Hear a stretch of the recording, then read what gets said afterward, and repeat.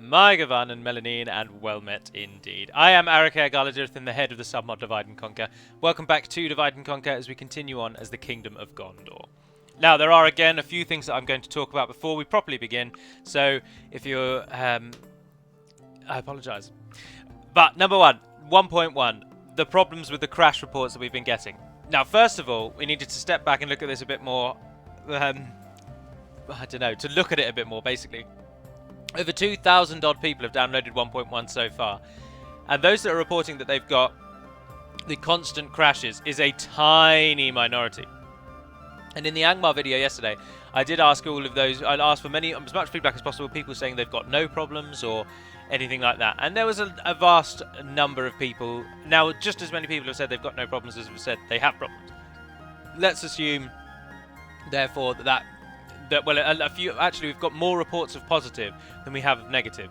But I'd say about 3 to 1 actually. So if we were to assume that throughout, then we've probably got around about 1,500 people playing the game, no problems, and about 500 maybe experiencing this problem, which would line up with the stats that we would guess would be in the way the game is installed. If you've got Steam, it's likely you've got no problem. If you've got the disc, you had to have run the cleaner. So if you didn't run the cleaner, it's likely you've got a problem.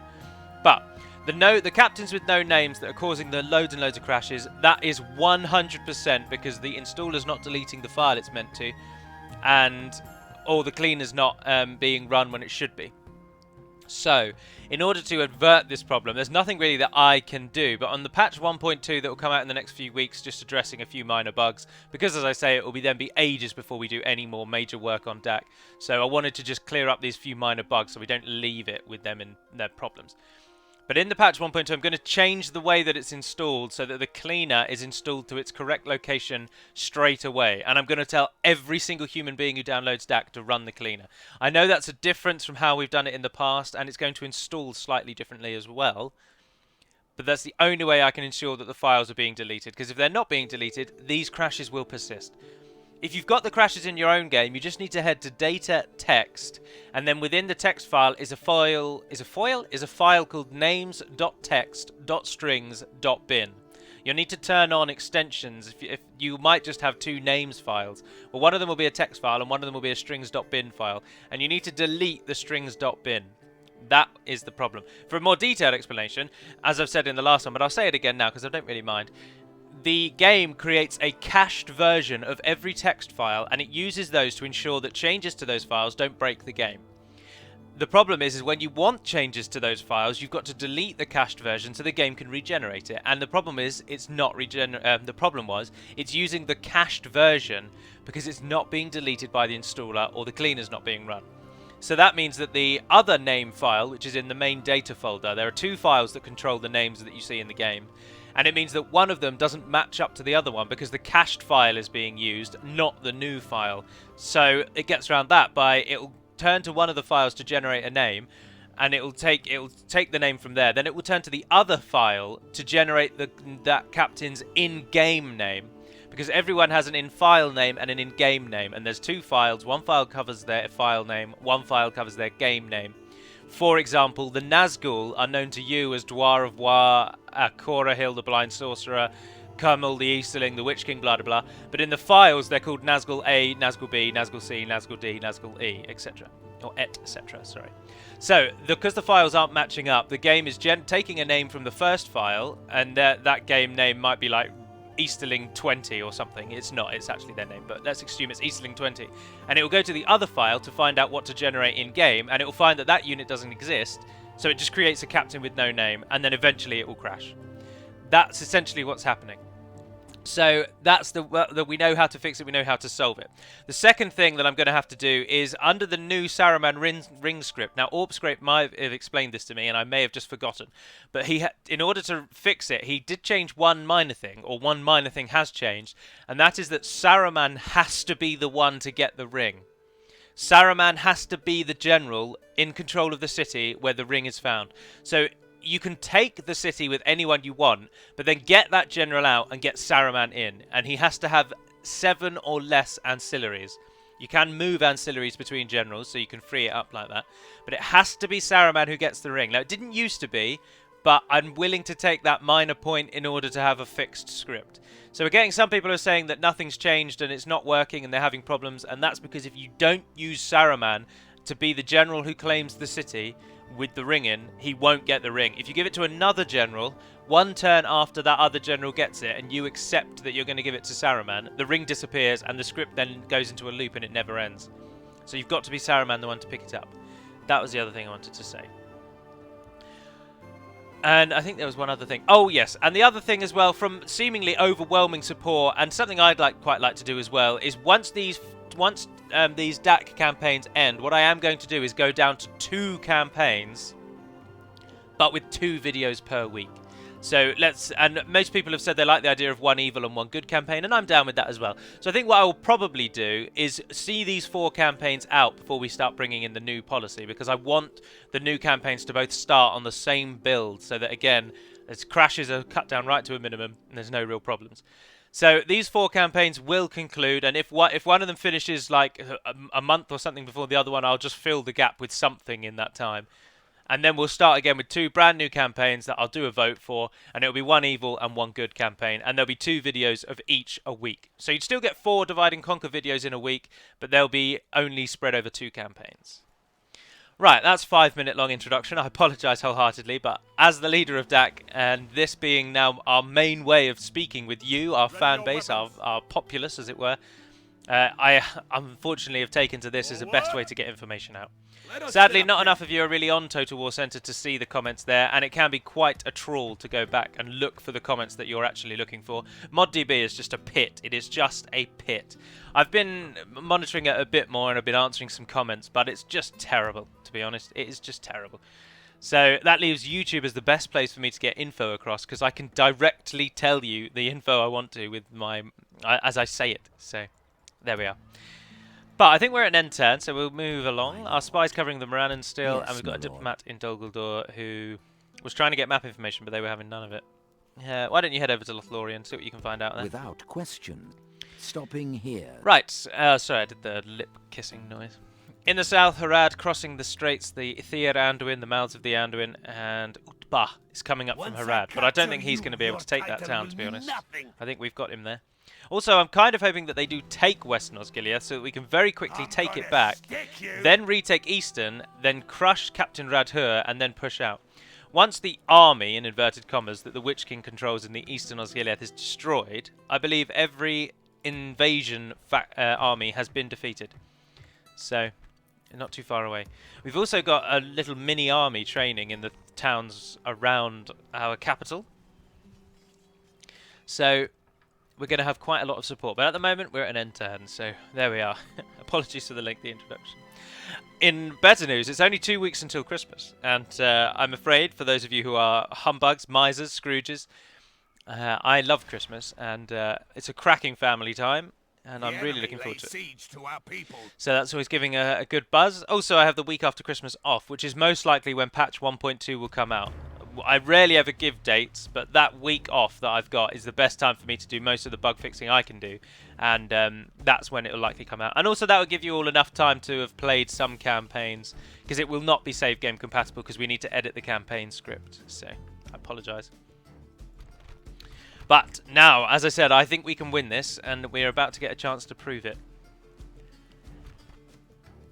Stakes. The other thing I'm going to do is I am actually really intrigued with the idea of using town settlements as fort battle maps. And I am really tempted to pull the Dwarven smallest level castle and the Gondorian smallest level castle, which, interestingly enough, we're currently actually in. And I'm tempted to make these the fort battle maps. I'm going to try and see if I can do it. I'm going to play around and do it. So Gondor would get a unique fort. The Dwarves would get a unique fort. The Wildmen fort would stay as it is. And the existing fort that we have in the game would then be the Northmen and evil men like Umbar, Harad. That would then become their fort. So you'd get an interesting variety of forts, which is quite like. Now, what I'm hoping to do here, because they're attacking and they've got cavalry, is use the horrible cheating effect of just stakes at the gate to kill their leader. Our general is of no use to us in this battle, so we'll keep him at the back. Also, it's quite useful to make them come through these 3, because then you can cut down the way that they come in.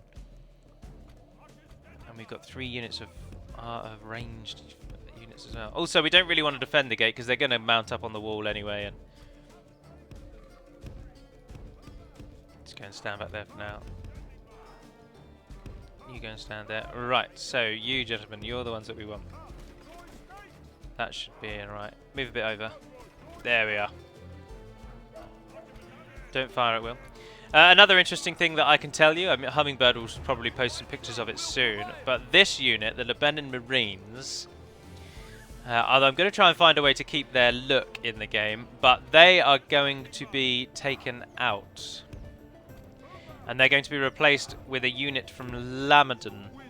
Lamadan is, of course, one of the fiefdoms of Gondor, and at the moment it just seems that actually does seem like a good idea. So every fiefdom, well, the major fiefdoms would then each add a unit to your roster as Gondor. So Gondor isn't technically gaining any units; they're just the Pelagia, or there used to be Pelagia Marines, they're now Lebanon Marines. The Lebanon Marines would go. The Lebanon Guardsmen, who, as Hummingbird are rightfully argued, are a much better unit. So the Marines would go and the Guardsmen would stay. Our enemy's ladders have reached and our walls. a new unit would join Gondor in the pre-barracks event called the Lamadan Clansmen, and they'd essentially be a take on the Peacekeepers. So the Peacekeepers are an early tier unit for Gondor. They're the best early tier unit for Gondor, and they're really, really quick on the battlefield. They run faster than almost anyone else. They have a high attack and average armor. They're just a good all-round unit. They're surpassed by the Gondor infantry that come later, but they're good in the early game. And it would be a variant on them, so likely a better version of them, but because you can only train them from 2 locations, the fiefdom that they actually come from and the fiefdom barracks in Minas Tirith means that because they're a lot rarer, it doesn't matter as much. Oh, the general's charging through. It's totally going to work. Look to our defense or all will be lost. Oh, no, you jammy sod. He got through. I should have put the stakes further on the right. Ah. Right, now you can fire. Don't worry about the 5 or so of these that made it through. 11! Jammy.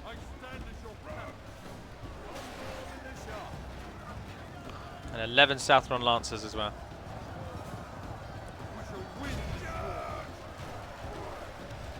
Although they are now stopping our archery units from firing properly, which is annoying. And our Ithilien Rangers are right at the back. Firing everything they can into one cavalry unit. Well, their captain's going to die in a moment, though. The Black Snake have only got 6 left. 5 left, he's just fallen. Oh, 4-3-2, possibly. Definitely, yeah, down to 2. Oh, down to just the general now. No, you stop.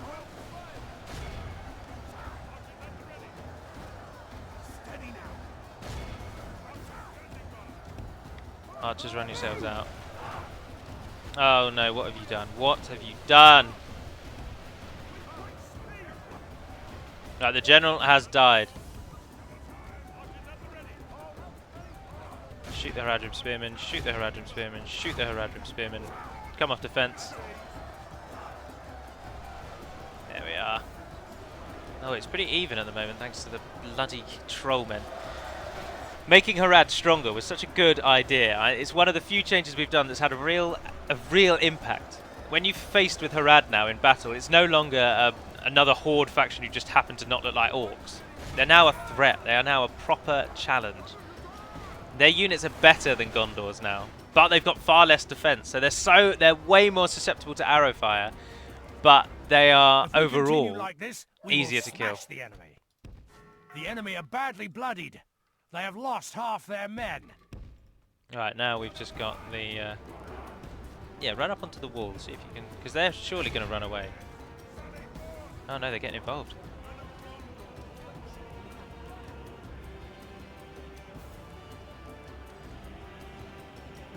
Is there a ladder there? Yeah, it is. Oh, is it possible? Can you go down the ladder? Yes! Only half our force remains. Oh, using their own siege equipment to now surround them. That's brilliant. And then turn and face. Fire! Ithilien Rangers. Clear into the back. They're going to run, surely. They're being shot at. Surely they're going to run. The battle is very much in our favor. Behold how our cowardly foe runs. It's time to Kill as press many the as you can. attack. Kill as many as you can. It's all over. It's all over. It's all over. Ignore it. Ignore it. Be awed by the Oh, we lost victory we have 291 won there. here That's a lot. today. 291. The Lebanon Marines killed 247 enemies. Goodness gracious. Guardsmen and Ithilien 60 and 60 each. The Archer Militia only killed 3 people in that entire fight. Dear. So we owe a lot to the Marines there. Now, if you're interested, if you're wondering, the Marines and the Guardsmen are both from Lebanon, both javelin throwers, and one unit is defensive, one unit is aggressive. That's their split. So the Marines have a higher melee damage and a higher javelin damage, and the Guardsmen have an insane defense stat and a really high shield stat. Their armor is comparable, though. So it's like an aggressive and a defensive version of the same unit. But I do think that it probably is better to make one unit out of it and add this new Lamadon unit. So I am quite looking forward to looking at it. Hummingbird uploaded it into our Dropbox build today, but I've yet to actually look at them. I think he uploaded it today anyway. Yes, he did, because he said UI needs to be created for them. They should be able to actually retrain, I think. Yeah, so if we look at them, the Guardsmen have a 5 melee and an 8 missile, with a total defense of 16, with 6 through armor, 4 through defense, and 6 through their shield. The Marines have a 7 melee, which is 2 better. They have a 9 missile, which is 1 better, but their defense is 5 points worse. Their defense skill is only 2 compared to the 4 of the Guardsmen, and their shield stat is half the shield stat of the Guardsmen. And also, the Guardsmen are one of my favourite units, so if I had to lose one, the Marines are the ones that have got to go. But I like their look quite a lot, so I'm hoping to try and find a way that we might be able to keep it in. I don't know. Maybe ask Hummingbird to kind of merge the 2 units together. So they'll keep the shield of the Guardsmen, and the Guardsman unit will stay, so those will be the stats. But maybe take the armor of the Marines. So they'll have the body of the Marines with the shield of the Guardsmen. Because at the minute, I don't think they do. I think it looks slightly different. I could be lying there, though. I'm not a model guy, I'm afraid. So I don't know too much about them. Oh, look at the recruitment options that we've got. Did you see that? They abandoned their attack of Western Osgiliath. They've moved to Caer Andros. Oh, that's interesting indeed. Right, you come down here. You there, you go with it. Did you just train things? No, you didn't. Well, merge everything you can together. And I'll take 2 of them. As you wish. Ah, but you can't reach, can you? Because those units can't reach. You guys go through. Maintain your siege. Train another unit. What the hell? Alright, you are going to join them when you can. You have to go to there first. Protect the blood of Numenor. But you lot, I want to go and take out the Witch King. Because he's on his own. And he's an idiot. Oh, we got a unit of Peacekeepers. So you have to go to that one first, and then you can join there. From here... Is there something we want to construct? No, it's constructing it already. I've seen the Axemen of Lasarnak, and I'm not going to say no. Oh, and we can get... Oh, we can get so much. Anything else we particularly want? I mean, I can get Gondor Cavalry, but they're not that useful in the cities. Take them. Oh, they can't train anyway. And it's... take those for the next turn, then. You can't construct anything. I'm not bothered about retraining.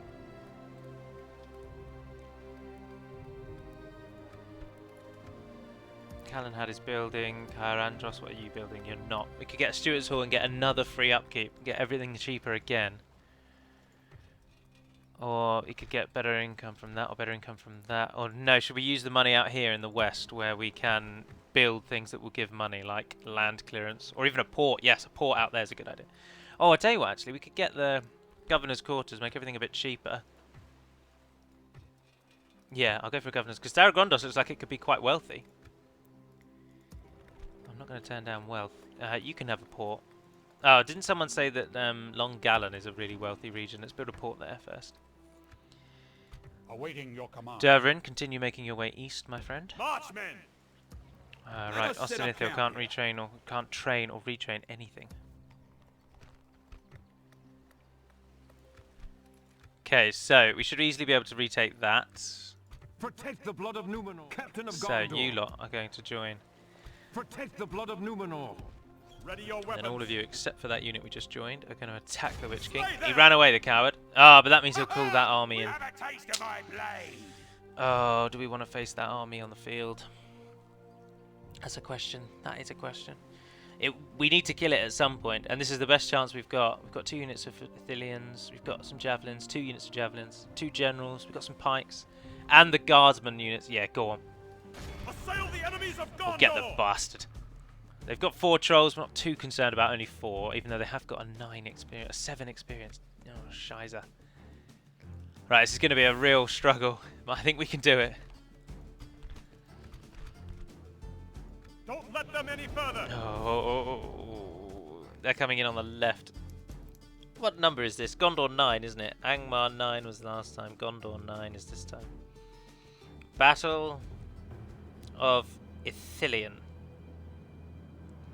Now, another key thing here is to kill the Witch King as fast as possible. We don't want it raining. Oh, now it's foggy and raining. That'll do, but it's going to rain. It already is. Brilliant. Right, how are we going to kill the Witch King before he runs off to his reinforcements? Well, our generals aren't enough to really cover him. Archers.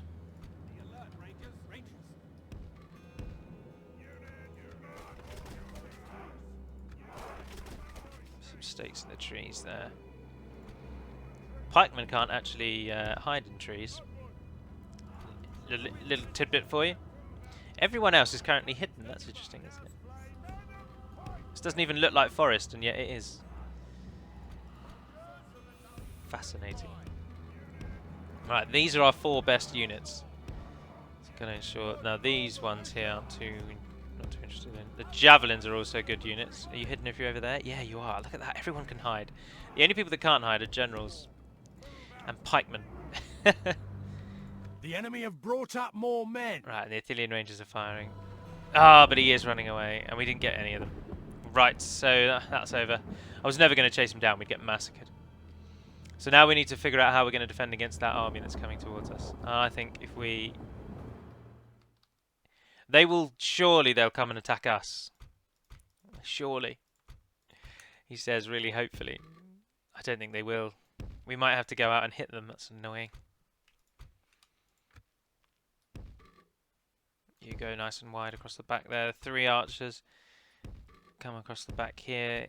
Take our generals, go over to the flank. We got the peacekeepers. Come to the bottom side. And the 43 of you can, I don't know, go over there. Get everyone moving, zoom in. It's just whether or not they do go and defend the hill or whether they come for us. If they do go and defend the hill, we'll move our archers in and try and drop the trolls. Wait and see. They might come for us once they've positioned.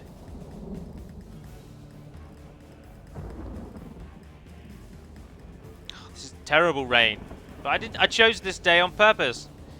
So there'd be no rain. Oh, it looks like their orc archers might be coming over and joining in. Oh, yes they are. Oh, and if one unit gets involved, normally they all get involved. Yeah, I think they are. Right. Pause. I think it's going to kick off. It's kicking off, Prue! We're going to be fighting downhill. Never an advantage. Never a wise decision. Foolish.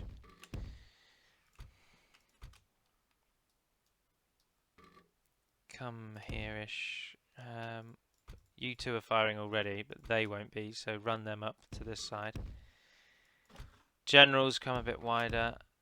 Peacekeepers, swing yourselves round. Everybody, if you can, run. If you can't run, don't worry about it too much. The pikemen can't run. Right, it is going off.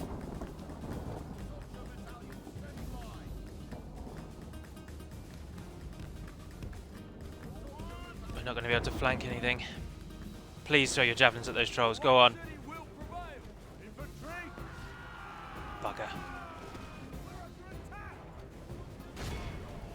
Remember that trolls are not cavalry, and therefore the pikemen get no bonus whatsoever against them.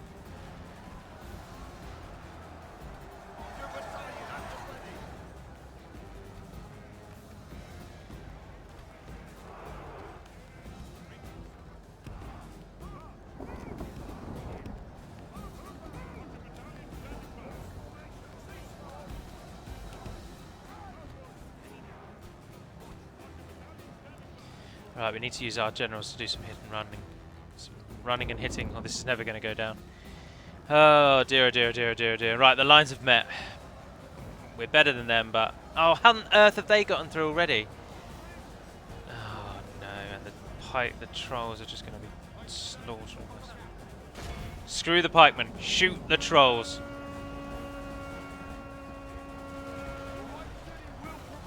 Right, you guys as well. Ignore the fact that our pikemen are attacking them. Just throw your javelins at those trolls.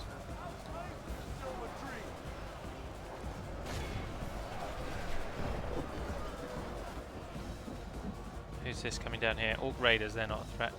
Hit them. You go wide. It's remarkably even. It's practically 1-for-1 even.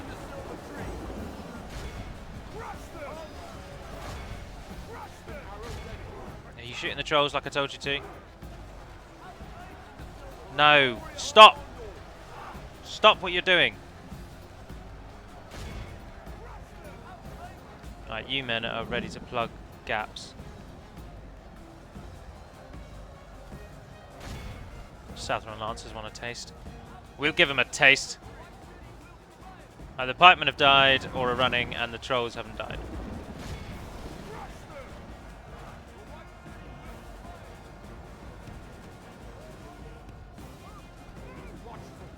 Shoot what you want, shoot what you want. 16 Southron Lancers. Up against 12 of us, but we'll bring in our support there, drop off those Lancers, get rid of that minor threat.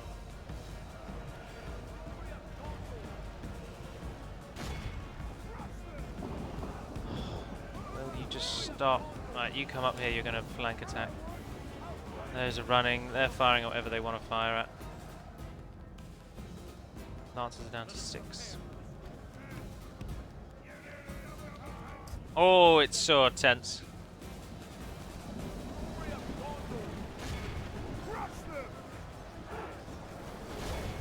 Right, once again, ignore our people. Right, you come and support up on that flank. Oh, our peacekeepers are going down. Come and support them. Oh, we're going to lose them. Oh, our whole line is breaking. Oh, even if we do win this, it's going to kill us. These men ably defended Minas Tirith, and I've sent them to their deaths. Come on, just throw them. Throw them. Yes! Every troll dead is one that won't rise again. Got another unit running.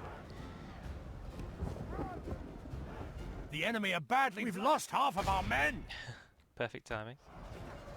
Why are their archers getting so many kills on us as well?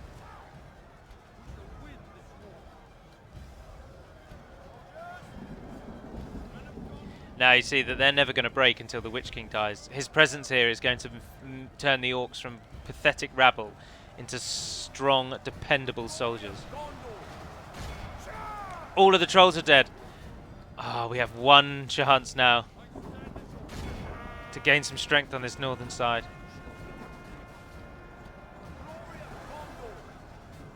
A lot of people running away though. Come and get back involved. They've totally if we broken continue through like there. this, we will smash the enemy. We've got men running left, right and centre.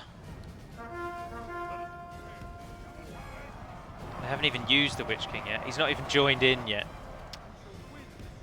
Oh god. Oh, but he's moving up to where our pike. I've just sent our pikemen.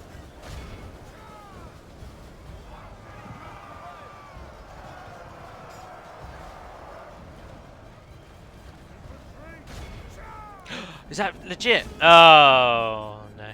Got way too excited there.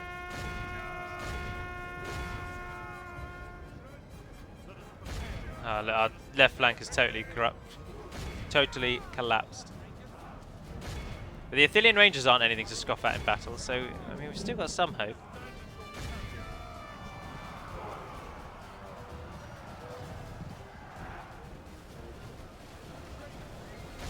And the best two units to deal with pikemen are currently fighting against... the best two units to deal with cavalry are fighting against the cavalry. So, there is hope. There is hope. Oh, the enemy have got some people running away.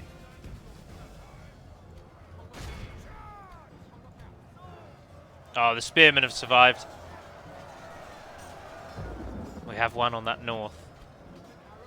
On the... Oh, it's not really the north. I don't know which way is north. That way is north, I suppose. So we've one on the eastern side. We've got them running. Ah, but we need to capture them or they'll just rally and come back.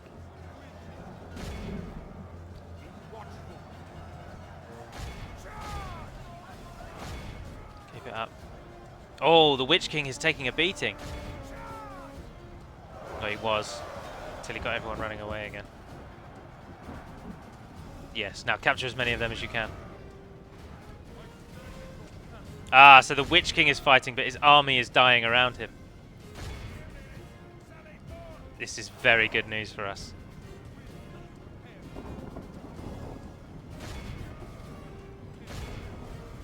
Ah, he's coming back. Everyone turn.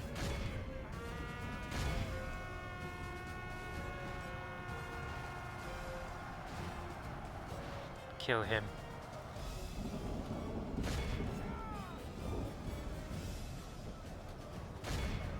Cowardice of the orcs is shining through, and it's the only thing we've got left.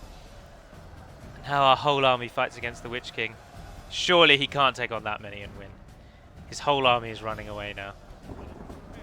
The orcs will take a lot when they've got a good leader, but they're still not as good as Númenóreans. Only half the enemy force remains.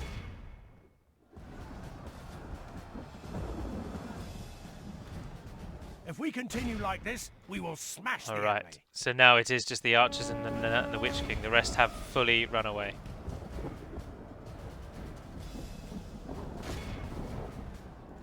Our army is tiring. Yes. We've won! We've won! Those that are left surround and swamp the Witch King. He's down to only 10 men. He's not that good. He's going to die. Behold how our cowardly foe runs. And everyone else other than the Witch King is now running away. I suppose that the Witch King wasn't directly their general. So, and with the death of the captain, it did actually make the chance of them routing higher. Because even though the Witch King's presence will bolster any evil nations, he wasn't directly the general of the secondary army. And so the loss of their actual captain would have affected them more than the loss of the benefit that the Witch King is giving them. But he's down to 3 men now. 2 men. This was worth it. We are right in our heartland where we can retrain these units. The death of the Witch King should also see the end of the invasions, which frees up Minas Tirith once more. Although this is the army of Minas Tirith anyway, isn't it?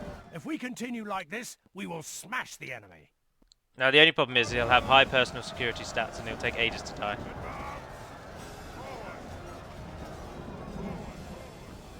Be awed by the But we got him. we have won. We got the today. bastard. The Witch King of Angmar lost all of his. 162 orcs got out and only 400 of our men survived. We have paid so dearly. The non-general golden sword for the banner, for the company standard, goes to the 258 kills by Gondorian infantry, who unfortunately have since departed as they've broke and fled. But they killed more than anyone else save for the general. Well done. And the generals between them got 216 of the enemy.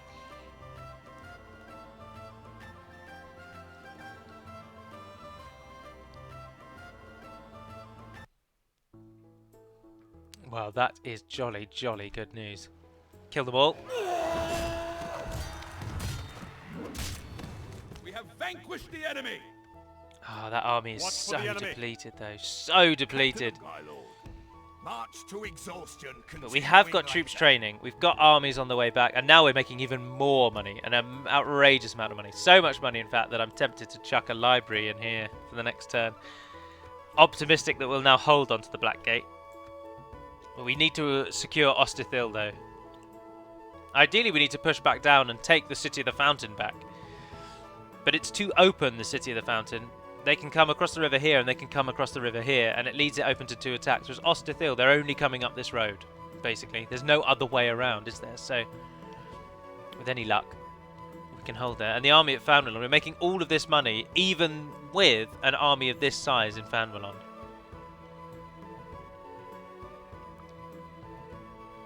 Now, what I think I might do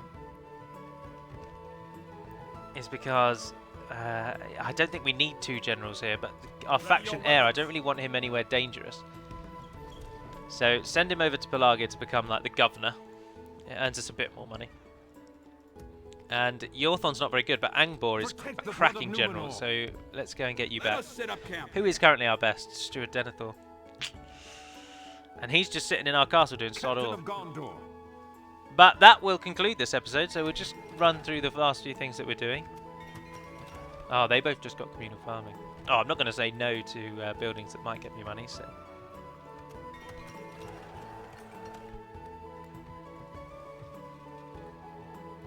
Although, no, a grain exchange there is way better than a blacksmith in Annulond. And Fanwalon is another one. So our key towns now are... Oh, get a leather tanner. Fanwalon, a very key town. Ostithil, which means Moon Town, if you're interested. Ostithil, which is actually a castle. Tharagrondost, of course, and Kirithior. But Kirithior and Tharagrondost are both not really threatened because Enedwaith aren't our enemies anymore. Of course, Enedwaith are actually now our staunch allies. So those are the key locations in the south. So we need a better garrison here. We need to increase Ostithil's garrison. Oh, and you can get a leather tanner as well. Go on then. Blacksmiths, if you're wondering, are not only cheaper but also build faster in castles than they do in towns. Because I tried to make the distinction between towns and castles really, really prevalent. I wanted you to know that if you took a castle, it would be able to train troops faster and cheaper, and anything military about it is all linked to the castle. So even a wooden castle, which is what Ostithil is, can train the same barracks and barracks, stables, archery ranges and smith levels that I think a city can. So it's really useful to have castles. But anywho, that will conclude the episode. So and we're coming back. We are definitely coming back. I'm not going to say anything else. That's so tempting fate. But stay tuned in the next few weeks for 1.2 if you are having crashes. If you're not having crashes, then 1.2 will fix really minor basic things that you'll barely notice. So there's that. But there's a few other changes, as I say, with the Lamadan unit, and there'll be a few other things here and there over the next few weeks. There's quite a lot of campaign map strategy model changes. The elite dwarf has joined our testing group. That's his name on Total War Center. Yes, my lord. And he has the knowledge and ability to edit these custom maps, and he's done a lot of work to the elven ones. So, for example, the new Karas Galathon in 1.2, which will come out in a few weeks, has a stone wall included, has more of a hill, and has some extra towns dotted around. So it's a lot more of a town rather than just a big tree with some trees around it. And there's a few other edits to the elven ones, but they're all on the campaign map. Nothing on the battle map has changed. But so there's now some good things to look out for. Post any comments and questions that you have here. If you're having crashes with 1.1 though, post them either on the 1.1 video itself or Total War Center. But to be honest, I'm already at the point where I'm kind of not replying to them now because I've gotten all the information that I'm going to get, and any crashes you might have now are ones that we already know about or the answer is there already. And of course the answer is if your game is crashing once and like it crashes at turn 50 for example, but you can load the game up and get around it, don't report that. That's just a normal crash. That is just the downside of mods on an old game. We've had quite a few people that are reporting crashes that aren't ending their game and are like once every 100 turns. It's like we don't need to know about those crashes. Just load up your game and get around it. Now, but the biggest cause of any crash that I haven't already discussed, so the name problems or these random one-off ones, the biggest cause of a crash you can't get around is a general besieging a city and something goes wrong in the game, the scripting in the game. It can't really handle it. And so sometimes you might need to just move that general with a cheat command, or indeed send your own army down with the cheat commands and beat him and kill him and move him off, and then the turns will pass. It doesn't happen every single time. So, but Eastos, Gileath and Caer Andros are two of the biggest culprits. Quite frequently actually it's turning out. The AI, when they capture Easton or capture Caer Andros, often that will cause your game to crash if you're playing as anyone else other than Gondor or Mordor, or the nation that's attacking them. And I don't really know why, but there we are. So it's a known crash. I'll probably update Total War Sentiment. Who reads it really? No one. But anyway, so as I say, that will end today. So thank you very much for watching, if indeed you have. I'm Eric Gallagher, the head of Divide and Conquer. And until we speak again, dear friends, Navar Naden Perimad Melunin, and farewell.